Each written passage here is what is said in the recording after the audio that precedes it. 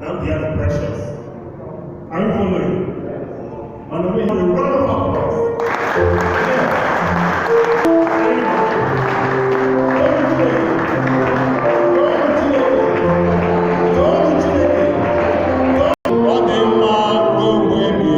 Let's all sing.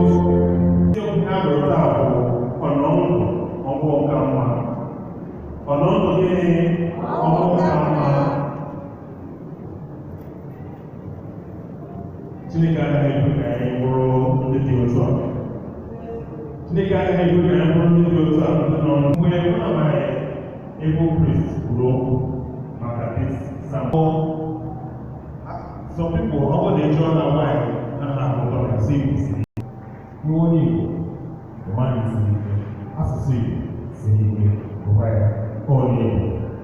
I got Oku Bondo, Oku Matabara, when it is of that. All the time, Oku Matabara, when it is over. You know what I am telling you now? How what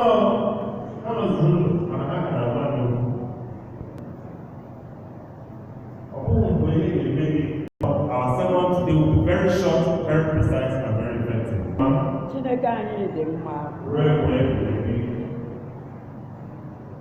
Isiokwu anyị n'ụbọchị nke taa abụọ nọ ndụ ọnwụ ka mma.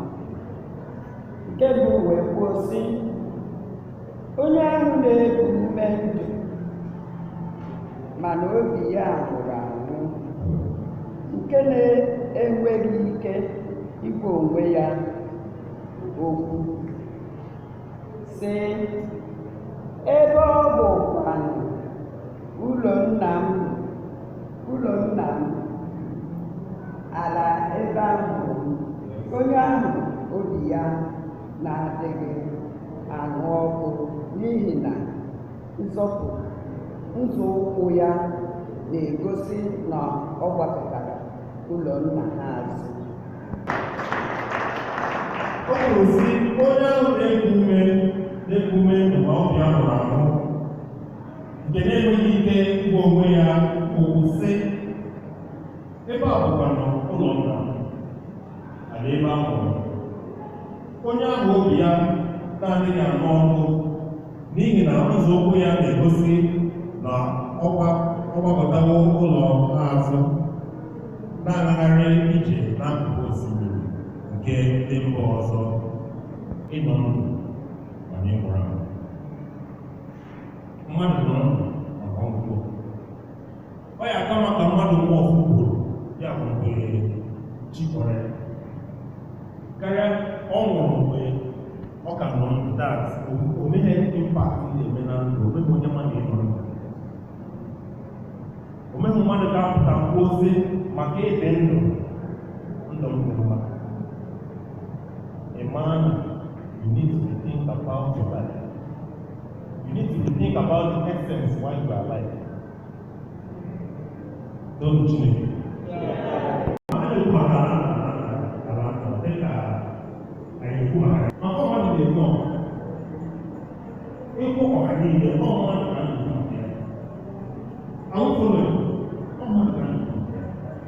So your fatherland, your motherland starts from you.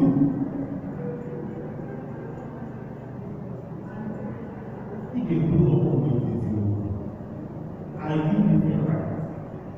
Are you living the life God has destined for you to do?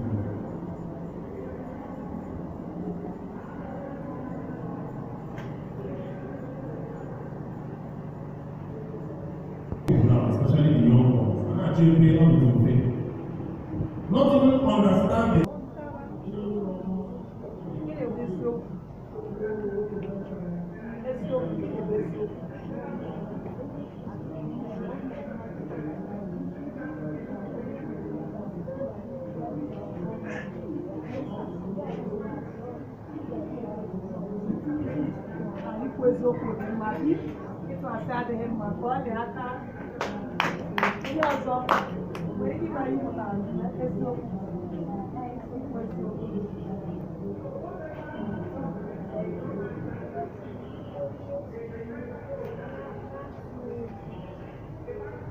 Nene mmadụ anya n'ihu ka ọ dị aka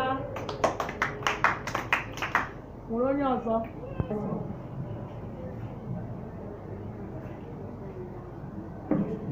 ọ sị na-ebe ya na ị na-aka mana ị ga na-ekwu eziokwu onye ahụ ịfa ifendi Ibu na ụlọ ọma nke na-akọ mmadụ ọrụ ị gaa ebe ọrụ gị nọta n'enweghị nsogbu ọbụla. It is more than that. Here, in fact, something they should be looking at life is more than that. In a condition Nigeria, a man and all carrying going to work and coming back, people need to start talking. People need to start showing example of what life should be. My family, I'm okay with my family. Because my family is okay, Nigeria is okay. No, Nigeria is not. Case in point, one of the no, when you call it, of Nigerians, on the right? But all Nigeria now, the ratio of the evil is more. So how do you deal with it? How do we balance it? Are we here? Sometimes teenagers, what kind of Nigeria will my child grow up in? It is one thing to train your child or marry the family, but another thing to have the society influence your child. All parties involved, society. Now,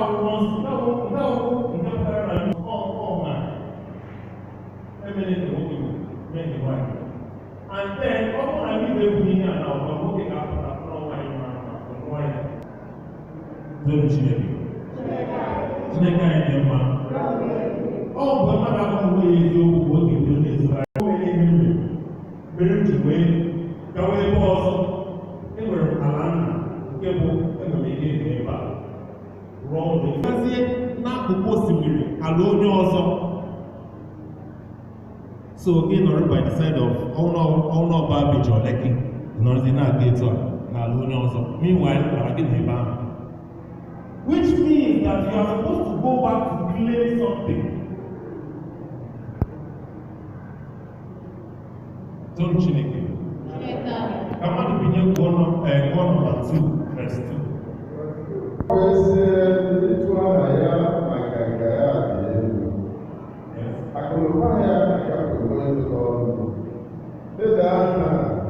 Ike na akụnụba ọjọọ niile ya anya. Onye nzuzu a chọrọ naanị ọdịmma nke onwe ya. Ndị bi ezi ndụ ga-anapụkwa ya aha ahụ na-ada oke ụda na-ebu ya isi. Agwara m ụlọ na this verse 2 ka anyị kpọrọ mmadụ nọ n'ime anyị aka. Maazị Chukwu na-ebanye bụ anyị kwara ya aka.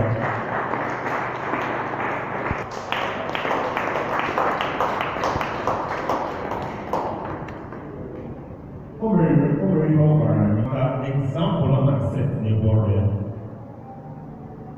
Echetara m okwu ahụ ọ gwara anyị n'obi n'olu.